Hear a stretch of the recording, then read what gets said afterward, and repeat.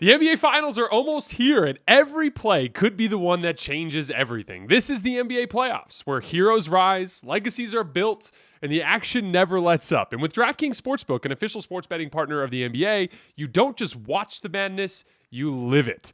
Back your favorite team, ride with your clutch time killer, bet on the buzzer beaters, the breakout performances, the game-winning threes, from player props to same-game parlays. This is how you take your fandom to the next level. The New York Knicks, after beating the Celtics, are up to plus 360 as the second best odds to win the title. Surprisingly, the Pacers back at plus 600 because my initial thought on that series is I want to pick the Pacers. But some interesting championship odds right now. New to the game, no sweat. Download the DraftKings Sportsbook app. Bet just $5, and if your bet wins, you'll score $300 in bonus bets. It's that easy. Download the DraftKings Sportsbook app and use code HOOPS. That's code HOOPS, HOOPS, for new customers to get $300 in bonus bets if your bet wins when you bet just $5. Only on DraftKings, the crown is yours.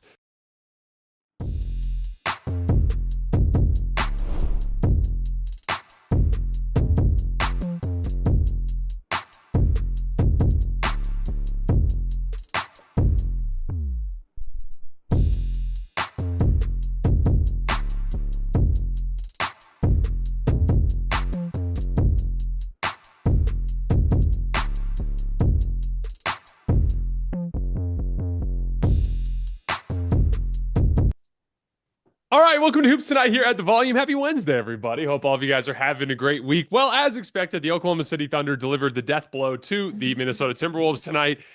Immediately out the gates, just kicking their ass. And it started with their defense. We can talk about Shai and J-Dub, and those two guys have had incredible offensive moments in this postseason run. I think Game 4 is a great example of a game that those two guys won with their offense.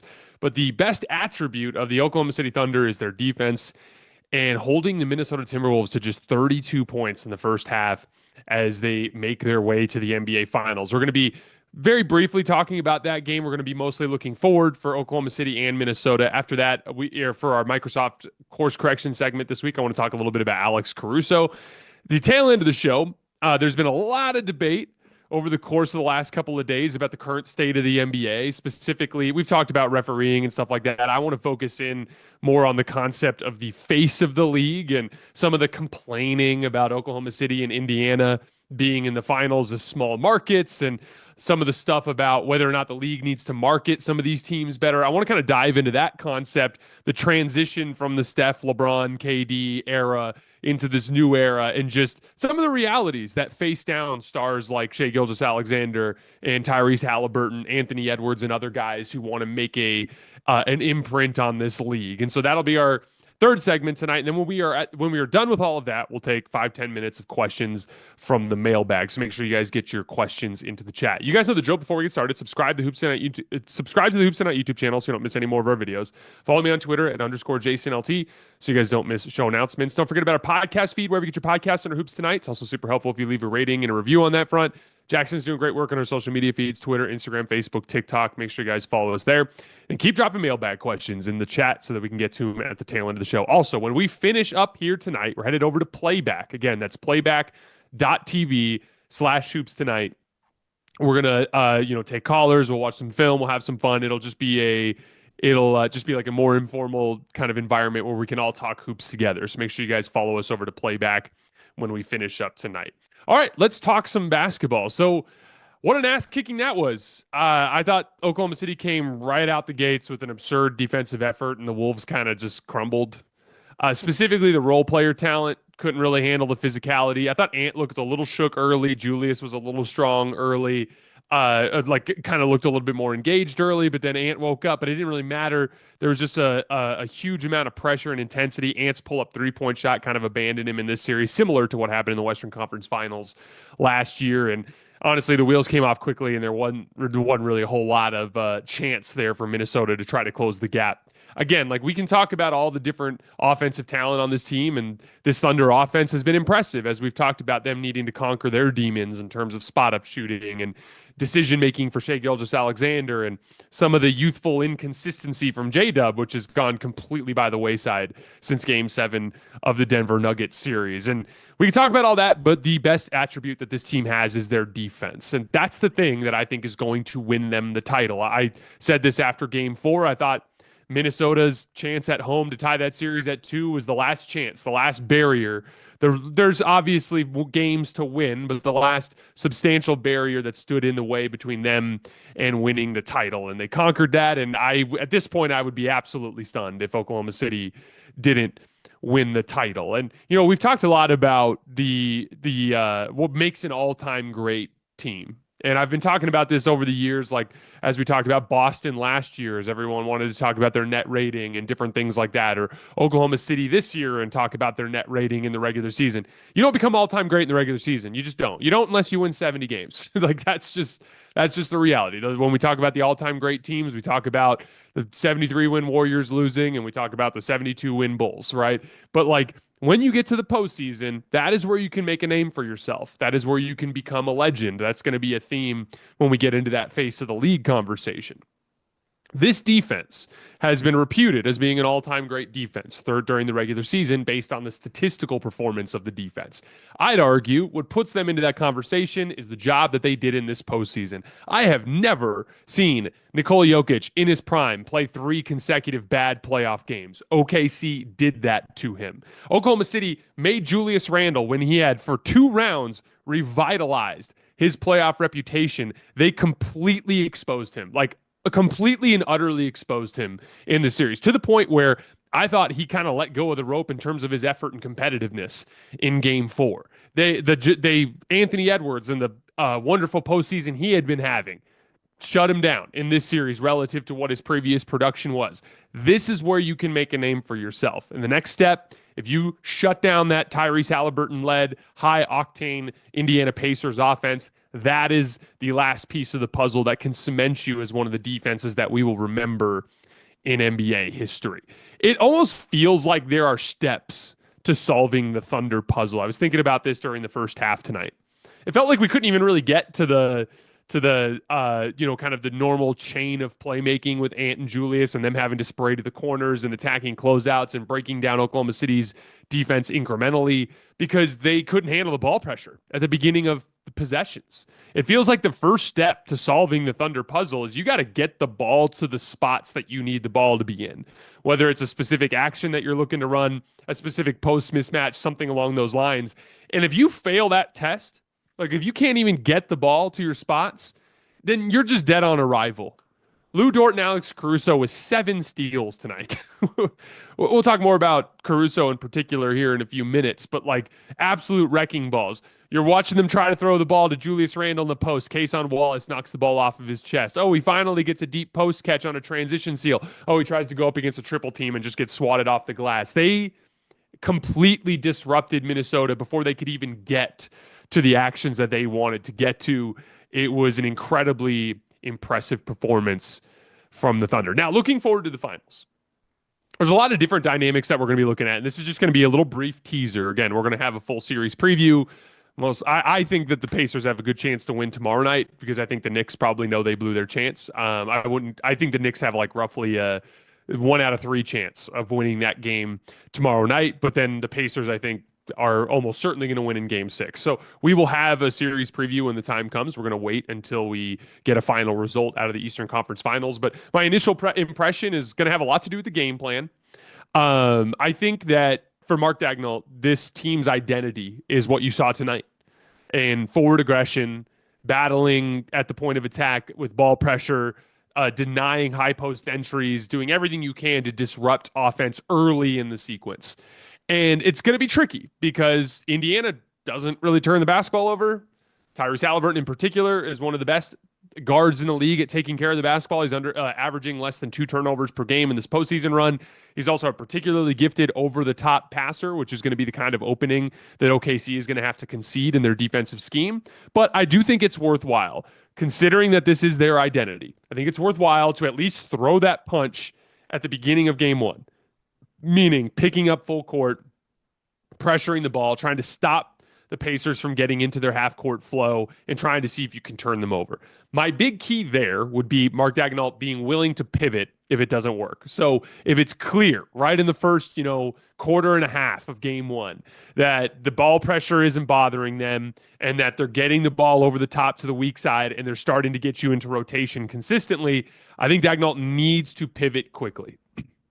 The Pacers have been a very difficult team to beat in Indiana, especially in must-win games. Yeah, they've dropped a couple of games when they're up 2-0 in the series, but when you go up 2-0 on the road, it's like that's the most dominant start to a series you can possibly have, is to go up 2-0 on the road. And so those games were a little bit weird in terms of a lack of intensity from Indiana, and in both games, it kind of lost their identity. You don't want to trick off an early game in this series to the Pacers because of a bad game plan, and then go into a situation where they smell blood and they see the trophy and they get a couple of wins in Indiana. All of a sudden, you're staring down the barrel of a 3-1 deficit. So early in the series, if Halliburton, Nesmith, Nembhard, these guys, TJ McConnell, if they handle pressure well and they get the ball over the top of your aggressive defense and they get you into rotation and they start scoring easily, I think Daigneault needs to pivot quickly. Not away from ball pressure necessarily, but away from some of the aggressive help in passing lanes. This is a team that if you force Tyrese Halliburton and Pascal Siakam to score one-on-one, they can. It is certainly something they can do, but it is not the thing they do at a superstar level. And the thing that Tyrese Halliburton is a superstar level playmaker every single night. This offense has a wonderful rhythm in terms of attacking when that advantage is already kind of baked into the equation. So like those sorts of things, that accentuates the Pacers' strengths. If you force Halliburton and Siakam to play a bunch of one-on-one, that accentuates one of the weaker parts of their formula. So with that being the case, the attentiveness, the inaction to prevent easy openings, the communication through switches, and then staying home off the ball and forcing those guys to play one-on-one and not conceding the easy openings that will get them into rotation. Because again, they're good at it. If they're not gonna, you can pass the ball better, faster than you can move with the ball as a ball handler. And it doesn't matter how much they're rotating around. If they can pass the ball around and beat Oklahoma City's speed with just ball movement and quick processing and play finishing, there could be some issues there. So I'm just really curious to see the initial game plan, which I think will be standard for Oklahoma City. But if it works, like here's the thing, it might just work. You might just force Indiana to pee down their leg and all of a sudden things look really rough for them and you never have to bail on that game plan. But there's also a version of this where they handle it. And if they do, it just needs to be a quick pivot from Mark Daigneault. On the other end of the floor, we have seen in this series that the Timberwolves in particular had a little bit more success with some of their quicker on-ball guards than Jaden McDaniels. Nickeil Alexander-Walker in particular, I thought did the best job at kind of like beating Shai to spots and at least forcing him to make jump shots over the top. So in theory, we could see a lot of, Aaron Nesmith. Aaron Nesmith over the course of the tail end of this series has done some serious damage to Jalen Brunson. To the point where he's not even looking to shoot. We watched through the entire crunch time sequence of last game in the playback session last night, and he just didn't want to even look to score down the stretch of that game, in large part because of the work that Aaron Nesmith did. And again, guys, like Jalen Brunson was having an unbelievable playoff run before this kind of like trend that has taken hold here at the tail end of the series. And so with that being the case, just keep in mind that this is going to be a different type of defensive matchup in terms of the level of speed, foot speed on the perimeter that Indiana presents to the table. That being said, I still think that Oklahoma City should be able to score against this team. I just think it's going to be a little bit different. It's going to be a little bit less of the dribble penetration, a little bit more of the kind of over-the-top matchup hunting against some of the smaller guards that the Pacers have. They do have rim protection as well with Miles Turner, so it's going to be kind of similar to some previous series like this Minnesota series towards the end as they've game planned more towards helping at the rim, or the Dallas series last year where you can't just have J-Dub trying to test Miles Turner at the rim all series long. There has to be processing at the rim, quality rim decisions, moving the ball, hunting down the great shot. But it's going to be a very interesting series. I initially, when I first started thinking about the series, thought Oklahoma City would beat the shit out of them. I thought it would be like a 4 or 5 game series. We had a little debate last night, Jackson and I. You guys can find that. We broke it out as a clip on our YouTube channel, so you can find it under our list of uploads. But Jackson has talked me into being a little bit more bullish on the Pacers' chances to be more competitive in the series because of their processing, because of their smaller, quicker guards that can stay in front of the ball a little bit better, some of those things. But my initial impression at this point, before we get into our prediction phase, is that the Thunder will win that series in 5 or 6 games. Looking forward for Minnesota, and we'll have a little bit more Thunder talk here in a minute because I want to talk about Alex Caruso in our Microsoft segment. With Minnesota, the Julius Randle experiment I thought was rough. The big thing that I specifically was bothered by was just when they ran into some real adversity. I didn't like the way he handled it in terms of just his overall competitiveness. And it was like in game 4, I thought he let go of the rope competitively. In game 5, I thought he tried to force the issue too much and was attacking 2-3 bodies in traffic and getting blocked and stolen. And basically, like his 2 different approaches to adversity in this series were to not fight and to fight without using his head. And that was the kind of frustrating thing for me watching the Timberwolves in this series. And so I think there's some reality to the fact that, like, in retrospect, and by the way, guys, I am fully aware of how ridiculous this sounds after my series preview, but in retrospect, Minnesota matched up very favorably with the Lakers, and Julius Randle as a one-on-one ISO guy against big-bodied forwards was a great defensive option and did a lot of damage attacking certain types of mismatches in that series and was great against a Golden State Warriors team that didn't have Steph Curry. But there are some realities to the fact that Julius Randle has a player option, and if you re-up and pay him a massive amount of money, you're taking up a big chunk of your payroll for a player that I didn't think handled this higher leverage matchup very well. I would look to surround Anthony Edwards with high IQ players.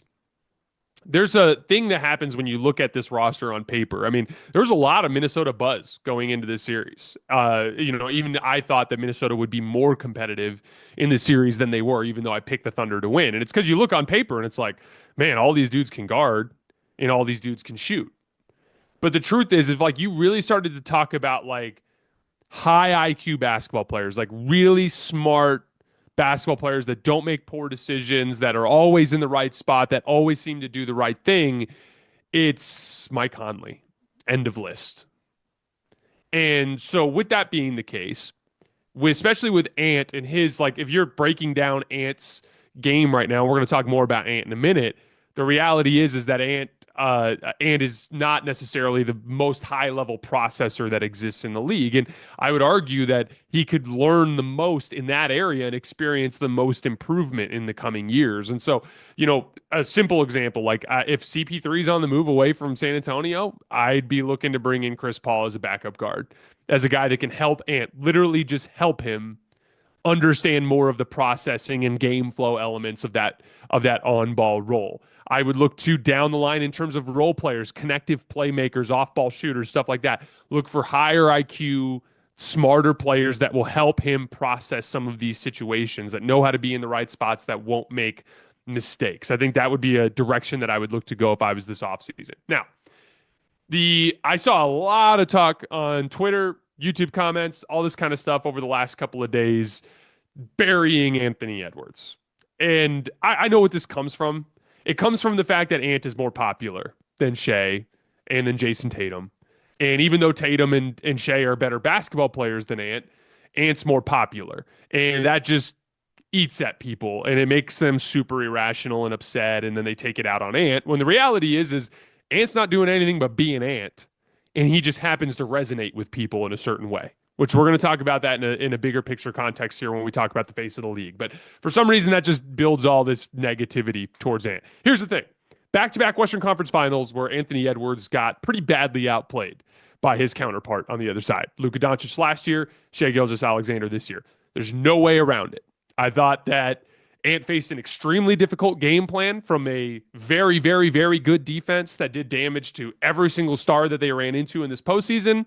But even within that context, he didn't do very well. He didn't do as well as he needed to do. There was a gap in his performance relative to what Shai Gilgeous-Alexander did for the Thunder. So yeah, I'm not about to rank Ant over Shai Gilgeous-Alexander or anything like that. I think he's somewhere around the 5th to 7th best player in the NBA, kind of just off of that like kind of like reliable top tier superstar tier. And, you know, depending on the matchup, when the matchup is right, he can kind of reach that level. But it's clear when he reaches tougher matchups, he kind of feels more like a second tier star at this point. Here's the thing. He's 23 years old and he just went to back-to-back conference finals. And yes, he got outplayed by Shai, and he got outplayed by Luka last year, but he went toe-to-toe with Nikola Jokic in a series where he beat him. He went toe-to-toe with LeBron James and Luka Doncic in a series where he beat them, and in that series, repeatedly down the stretch, looked like the better player as he won the game. It's been uneven. It's been inconsistent, but there is literally, if we could remove the irrational emotion that Shai fans and Tatum fans and all these people feel about Anthony Edwards just out of jealousy for the amount of attention that he gets. If we could just take that and remove it out of the equation and set it on the side, and we all looked at Ant's career just with like clear eyes and just a basic evaluation, we'd all say the same thing. Like, flawed player, crazy upside, all sorts of room to improve. There's no way to describe his career up to age 23 other than a resounding success. There's literally no way to describe him. There's all of the other greats that went on to win titles did it when they were 26, 27, 28 years old. Nobody does it. Nobody conquers the demons and wins the title at age 23 unless they're on a supremely talented roster like Kobe was in 2000 or Dwayne Wade was on the Miami Heat in 2006. There are rare examples of dudes who have success at the championship level in kind of a supporting type of role, but very rarely do you see very rarely in NBA history do you see a player actually achieve like, I'm the best player in the world status at 23 years old. He didn't do enough this series. He got outplayed. He's doing just fine. He made, let's just put it this way, guys. Do you think Ant got substantially better from last year to this year? Yes, absolutely. 22-year-old Ant failed, got in the gym, became one of the best high volume three-point shooter in the league, showed a lot of higher level processing in this postseason run, not enough, but showed a lot of higher level processing and took a leap. He's one step closer to his ultimate goals. He's not there yet. Give him time. He's 23 years old. Ant's development will be the key, though, for this team going over the top. There are some realities to being in a roster this build with some of these like older veteran guys that make a lot of money. There's not a lot of like, let's go bring in more talent type of situation going on here with Minnesota. Now, they can find better types of talent. They can find talent that is better fitting. We talked earlier about basketball IQ, but ultimately it will be Ant's individual improvement that will get him to where he needs to go. Shai Gilgeous-Alexander, to me, I think has, in this playoff run, very clearly snatched the title of being the second best player in the world behind Nikola Jokic. I think he's got a better case than Giannis. I think he's got a better case than Luka at this point. He is clearly, to me, in that second spot. The reason why he has that spot is he has flashed in this postseason run defense that is above average, the ability to score regardless of circumstance. Like, Minnesota switched up their game plan, packed the paint, and put him through a lot of the same stuff that Ant has saw in the series. And in the pivotal game, he hung 40 points and 10 assists. The incredible dribble penetration, the processing, the playmaking has gone up a massive level for him compared to last year. And there was it's very similar to Ant in the sense that SGA kind of had a little bit of a rough playmaking series last year in the postseason. It has been a thing that he has substantially improved upon in this postseason because, again, failure is what breeds the motivation that gets these guys to figure things out and take that next step. That's where Shai's at. Shai is, 3 years ahead of schedule on Ant. He's 3 years older than him. He is currently, in my opinion, firmly holding on to that number 2 spot. I think he's anchored himself there. I think he's got a very, very, very, very good chance to win a title this year and put that first feather in his cap. But the processing that Shai has gone through in the last few years, if you look at the player Shai was in 2023 and you look at the player that he is now, there has been these improvements that have taken place as an over-the-top shot maker, as a half-court processor, as a defensive player that have vaulted him into a situation where he is the second best player in the NBA. That is the track that Ant has to follow. Minuscule improvements year over year in key areas. Understanding the game and processing, handling the ball against ball pressure and making those kick-out reads in traffic, building out a back-to-the-basket game, the ability to score over both shoulders at the high post and in the mid-post and on the low post. All of those different things are things that he's going to have to build out in order to reach the level that Shai is at right now. But again, as I said, Shai's been doing this 3 years longer. Shai is at the age when typically the all-time great players in our league start to figure it out and stake their claim at the top of the league. Ant is ahead of schedule, guys. He's ahead of schedule. And like the burying of him that I've seen over the course of the last couple of days just reeks of insecurity.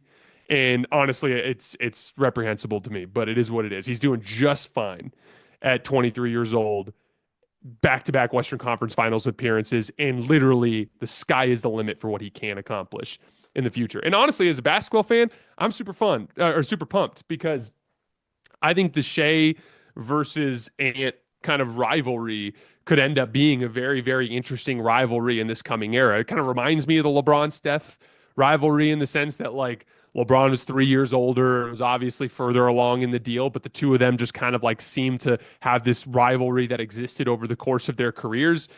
I would love to see Ant and Shai face off in the postseason 5 more times over the course of the next 10 years, and hopefully that ends up being something that we get to see. It's a very fun rivalry. All right, welcome to Course Correction, brought to you by Microsoft. Just like star players and teams navigating performance hurdles, business decision makers today are under immense pressure to get things right.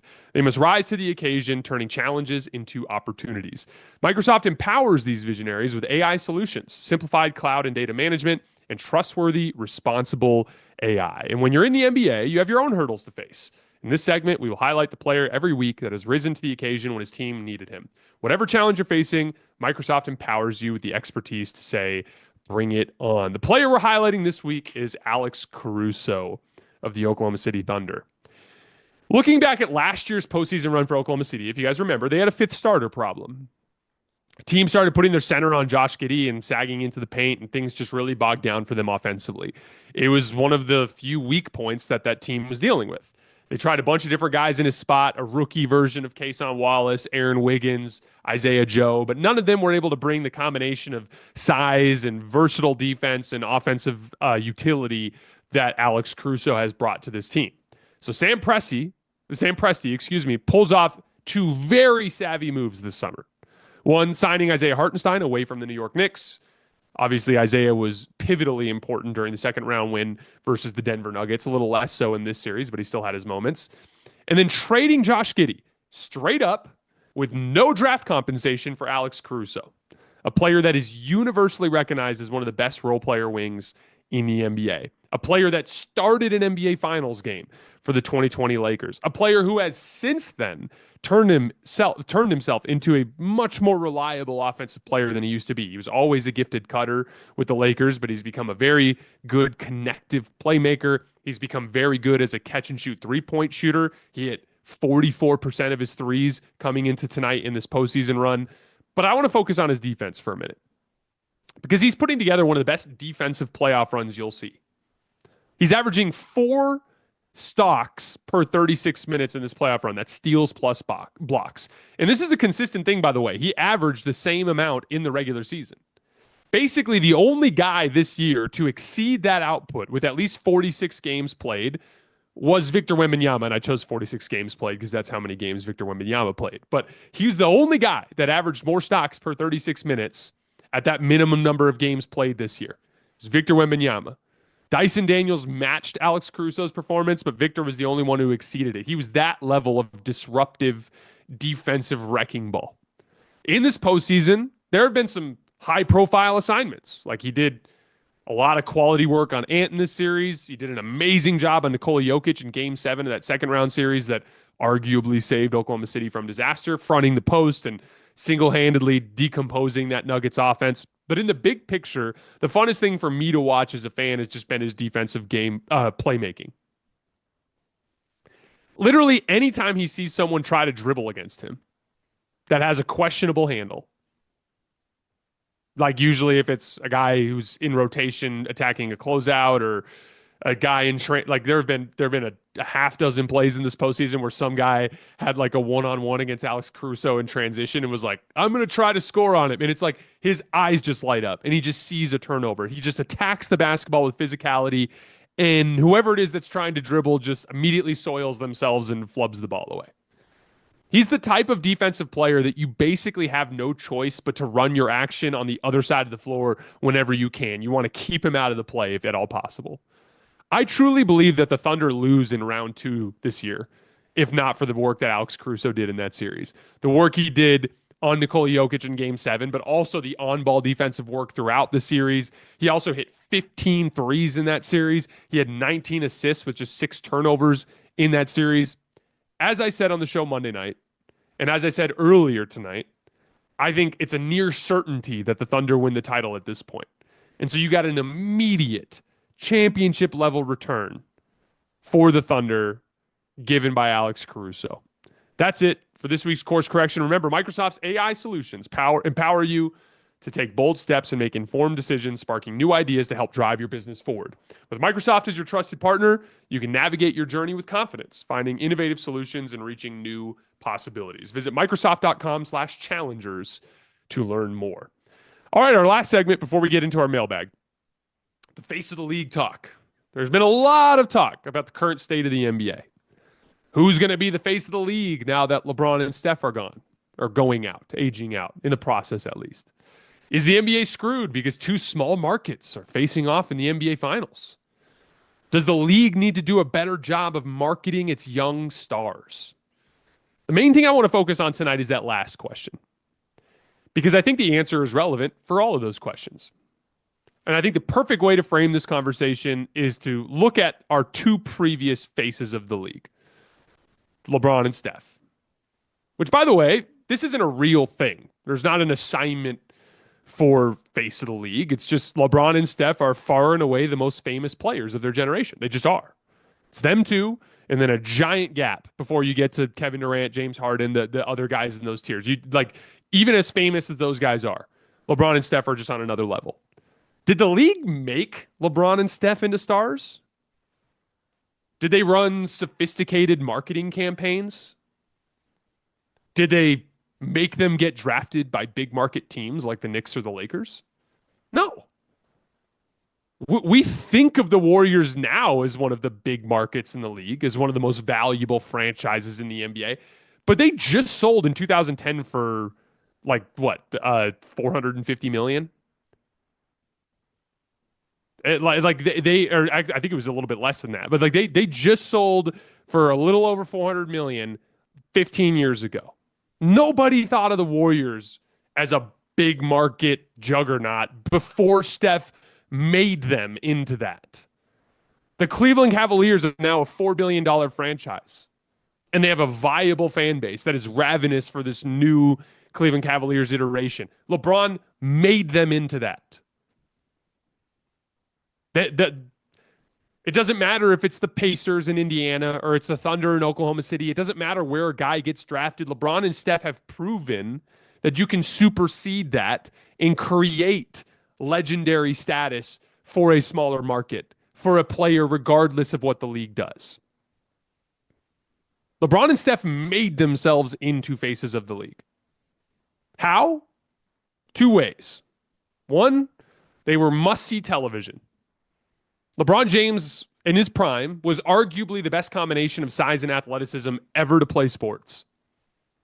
You couldn't watch a game in his prime without seeing a half dozen absurd highlights. Crazy dunks, crazy layups, crazy chase down blocks, absurd, jump passes that nobody other player in the league could make, jumping a passing lane.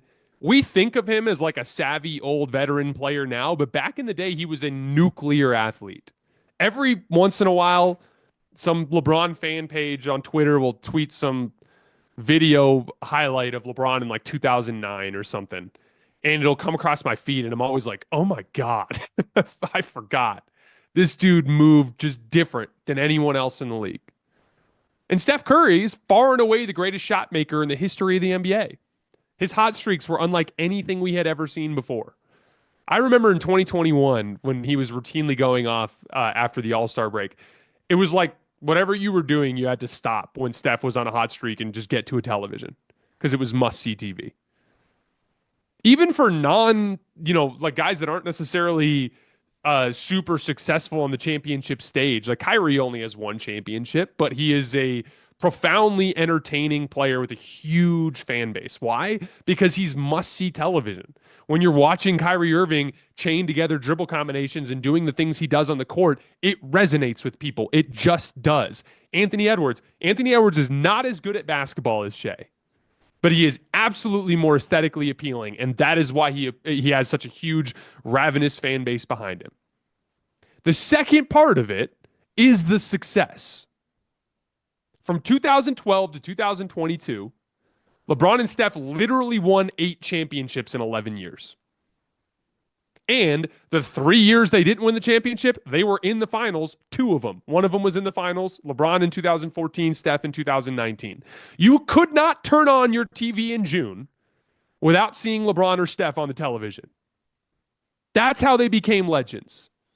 It's both. You got to have both. We've seen players like Tim Duncan that won a lot, but that didn't resonate with people because there wasn't an aesthetically appealing element to his game.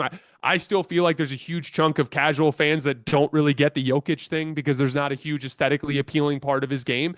But if you can do both, if you can be must-see television and you can consistently play in June and succeed in June, that is the kind of thing that can influence the public.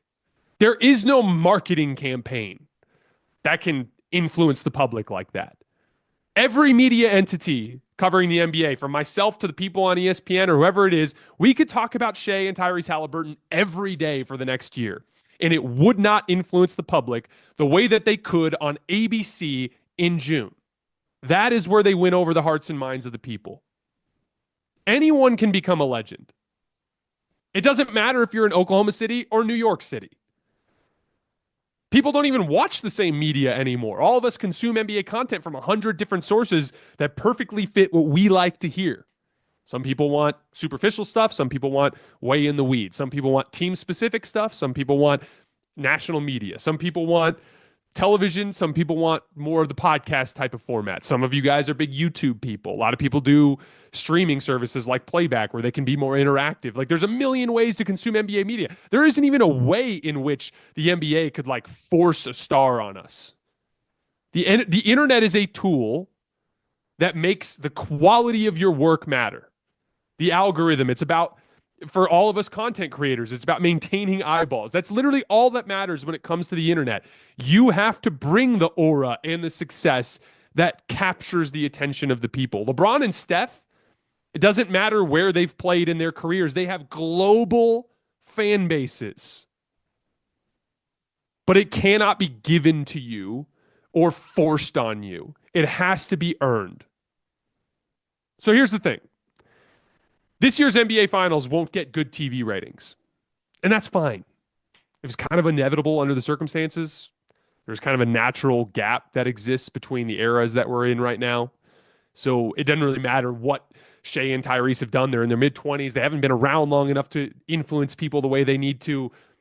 This was inevitable. But the question is, can players like SGA, like Tyrese Halliburton, or teams like the Thunder or the Pacers, can they become faces of the NBA? Can they become the kinds of cultural forces that those old Warriors teams were, Cavs teams were, that LeBron and Steph were? They certainly can. Like with SGA, you need both, right? You need success, and you need to be must-see television.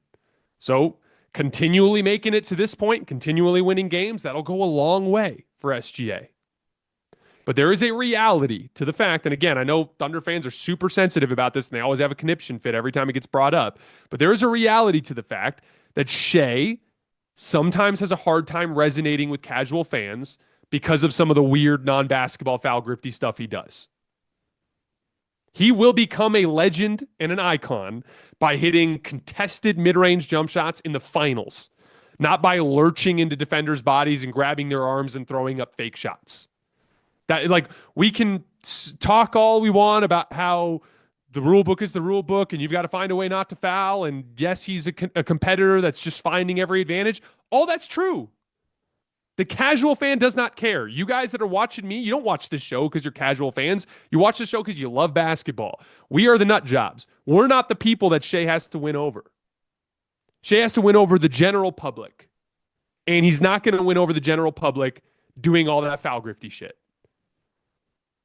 He absolutely has that potential, though, because he is legitimately a top tier shot maker.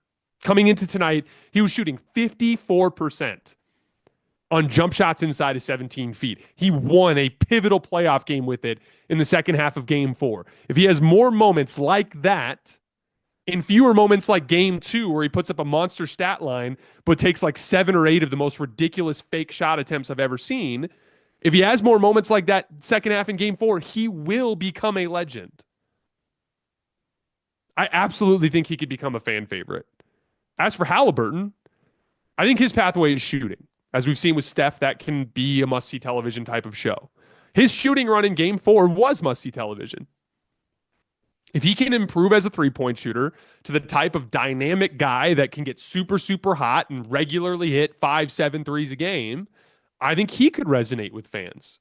Combine that with sustained success in June, he could become a legend. The point I'm trying to make, the younger generation, guys like Halliburton, SGA, even Anthony Edwards, they absolutely can become the faces of the NBA. Victor Wembanyama, Cooper Flagg, whoever it ends up being. But nobody is going to give it to them. The NBA can't do it for them. They have to take it. And they have to take it by becoming what LeBron and Steph were, by becoming legends, by being must-see television, and by winning basketball games on ABC in June. All right, I'm off my soapbox. All right, Jackson, let's take 5-10 minutes of questions, and then we'll head over to playback. Let's do it. We got a couple super chat questions to start with. One from Dave. He said, Thunder fan here, love your content. In what aspect do you think the Thunder have grown most from last season that has resulted in them sort of getting over at least this step of the hump? I think there's two obvious pieces, because like there's the talent increase that inherently comes from young guys aging and bringing in key role players like Caruso and Hartenstein. But overall, I thought their playmaking in the middle of the floor, just the decisions they made in the middle of the floor in traffic in this series, and then the confidence with which they stepped into 3-point shots. Like, they legitimately time and time again in this postseason, when we have seen them in this regular season, even in this postseason early in the Denver series, like we've seen them kind of lose their confidence in catch and shoot situations. They've just been a very dependable catch and shoot 3-point shooting team in this postseason run. And I think it's been, especially in big spots when they've needed to be. And so I think that like connective playmaking piece, the not forcing shit at the rim, making those kick out passes and guys stepping into threes has been their biggest area of growth. Another super chat question. This one from JM. He says, SGA is a combination of the 3 greatest shooting guards of the early 2000s. Kobe's size and footwork, D-Wade's sort of consistency and ability to drive to the rim and finish, and Manu's craftiness. Thoughts? The Kobe and Manu stuff I agree with. I don't really see Dwayne Wade in Shai that much, just because Shai is kind of more of like a spindly, wiry, kind of like funky moving athlete. I think Shai's first step is underrated. I think he's incredibly quick off the bounce. But I don't think it looks anything like what Dwayne Wade was like, quite literally nuclear downhill athleticism with the ability to, the thing that Wade could do that was crazy was he could change direction at full speed. So like if you watched Wade, he would like come at this angle at full speed and then split the pick and roll back at this angle, and it would literally look like he didn't even stop. He would just like knife through the lane. I don't think he quite has that athletic impact that Dwayne Wade had, but I think the Manu Ginobili and Kobe comparisons make a lot of sense to me. Yeah, I agree. It's like, when was the last time you saw Shai dunk over someone in traffic? It hasn't happened. But that first step and the other aspects, I like those comparisons actually. Mm-hmm. One more super chat question, then we got a couple others. Super chat question from Michael. He said, fan from Puerto Rico, after 2 Western Conference finals back to back, is it still fair to use the he's just 23 years old with Anthony Edwards? I feel like you sort of answered earlier, but hey guys, who's the example? Who's the example of a guy? Like if you have a counter example, if there are like 5-6 other dudes who like clearly looked better than Ant at 23, then sure, let's have that conversation. I just don't like this is literally like the fact that Ant is having this success so early in his career is causing everybody to lose their minds. It doesn't usually look like this. Like most of these dudes are not even getting close to this level by this point. Like how many players by the age of 23 eliminated the best player in the world in a playoff series, eliminated a team that had Luka Doncic on LeBron James on it. Like, how many teams have been able to do that? Like, he swept Kevin Durant and Devin Booker and the Suns and was like clowning on them that entire series. Like, I think there are some realities to the fact that he's shown some vulnerability to certain types of matchups. But I think overall he's clearly improving year over year. Like that's the second piece I would say is like I would be so much more in line with this like can we keep saying he's 23 when this is his second Western Conference Finals if he didn't look obviously better than he did last year. So let me actually pitch that back to you, Jackson. Am I out of my mind for thinking Ant is clearly better this year than he was last year? No. I don't think so. I mean, I think the development from him as a shooter is really remarkable. He was a fine, an okay shooter coming in for his first couple seasons, and he was like a good shooter last year, but he is a great shooter this year. Great. Yep. He led the league did he lead the league or was he one short of Malik Beasley? I forget in 3-point makes, but he led the league, I think.